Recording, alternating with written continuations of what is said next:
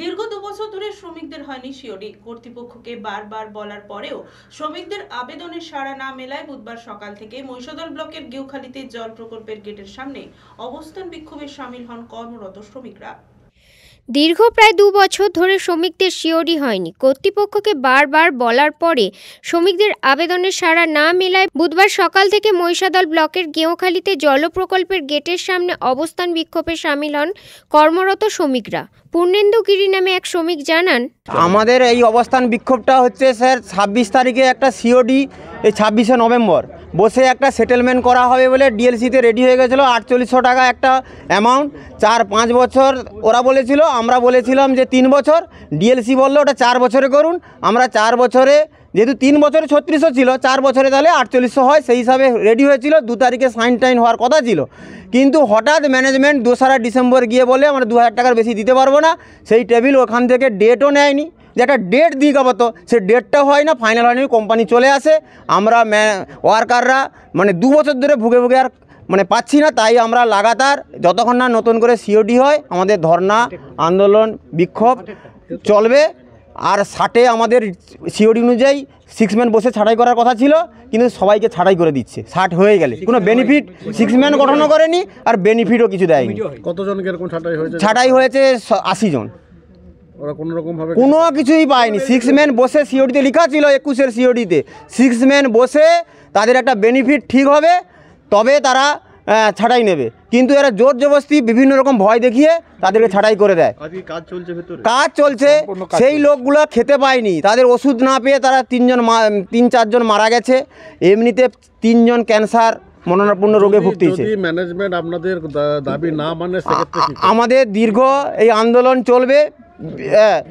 এরপরে যদি না হয় 7 দিন ধরে আমাদের এইরকম লাগাতার বিক্ষোভ, এখন বর্তমান আমরা প্রসেস নিয়েছি, 7 দিন ধরে লাগাতার আন্দোলন বিক্ষোভ চলবে।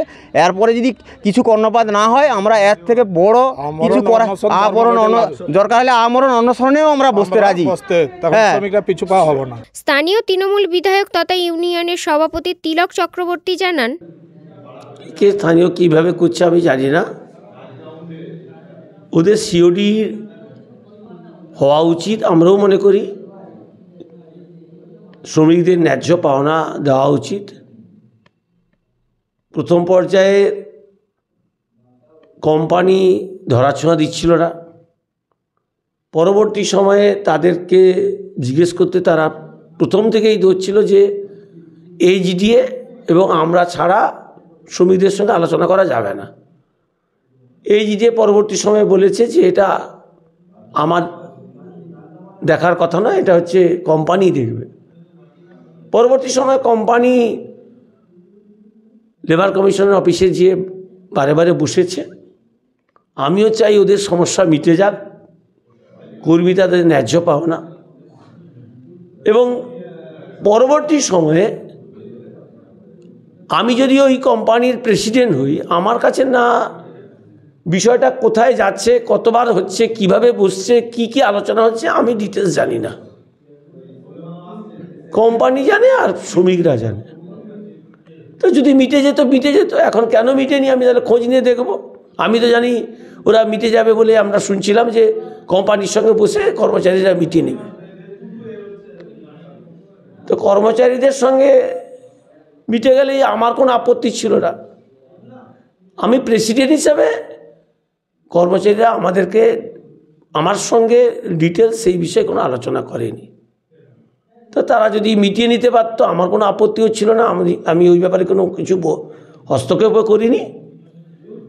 কর্মচারীদের ন্যায্য পাওনা পাক, সেটা আমি সবসময় চাই। আগামী দিনে নিশ্চিত মিটুক, সেটাও চাই।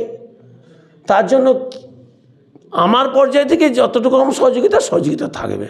আমি কোনো রকম কোনো কর্মচারী 2 টাকা বেশি পেলে সেটা আমি খুশি হব, কিন্তু সেটা হয়তো চলতে গিয়ে কর্মচারীদের কেউ বা কারা বিভ্রান্ত করছে যে এটা করলে এই পদ্ধতি আন্দোলন বা এটা বসার পদ্ধতি ওদের সঠিক হচ্ছে না। ওরা সঠিকভাবে যে পদ্ধতি নিয়ে করা উচিত সেই পদ্ধতি বোধহয় ঠিকঠাক হচ্ছে না। আর কোম্পানি কর্মীদের স্বার্থ দেখাটা সবসময় উচিত। তাদেরকে বললেই তারা বলে কোনো ওয়াটার প্রজেক্টে এই ধরনের সিওডি হয় না, কোনোভাবেই আমরা করতে পারবো না। আমিও একাধিকবার বলেছি, যে বলিনি এমন নয়, আমিও একাধিকবার বলেছি তারা করতে পারবো না।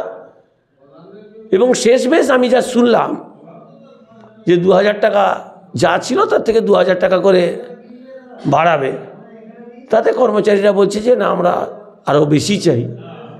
তো নিশ্চিত আমার মনে হয় মিটে যাবে ওটা, যদি কোম্পানি এবং যারা আন্দোলনকারী তাদের মধ্যে বসে আলোচনা করলে আশা করা যায় মিটে যাবে। তমলুক সাংগঠনিক জেলা বিজেপির প্রাক্তন সভাপতি তথা রাজ্য কমিটির সদস্য তপন বন্দ্যোপাধ্যায় জানান, দেখুন, মহিষাদল ব্লকের গেঁওখালি জল সরবরাহ প্রকল্পে যে সমস্ত শ্রমিকরা কাজ করেন তাদের দীর্ঘদিনের চার্টার ডিমান্ড ম্যানেজমেন্টের কাছে প্লেস করে, কিন্তু তৃণমূল কংগ্রেসেরই এমনই চাপ এবং এলাকার বিধায়ক কাটমানি খাওয়ার জন্য যে ধরনের নোংরামি করে চলেছে, সেখানকার শ্রমিকরা মহিষাদলের বিধায়কের উপর অত্যন্ত বীতশ্রদ্ধ। শ্রমিকরা আজকে তারা সেই কারখানার গেটের সামনে, জল সরবরাহ প্রকল্পের সামনে আজকে বারে বারে তারা যে অবস্থান করছে, তারা বিক্ষোভ জানাচ্ছে।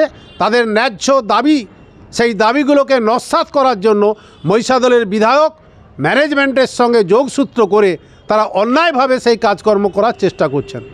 আমরা দলের পক্ষ থেকে শ্রমিকদের পাশে আছি এবং শ্রমিকরা যে সমস্ত দাবি, সেই দাবিগুলো ন্যায্য দাবি বলে আমি মনে করি, এবং এটা নিয়ে তৃণমূল কংগ্রেস নির্বাচনী ফায়দা লোটার চেষ্টা করছে, কাটমানি নেওয়ার চেষ্টা করছে।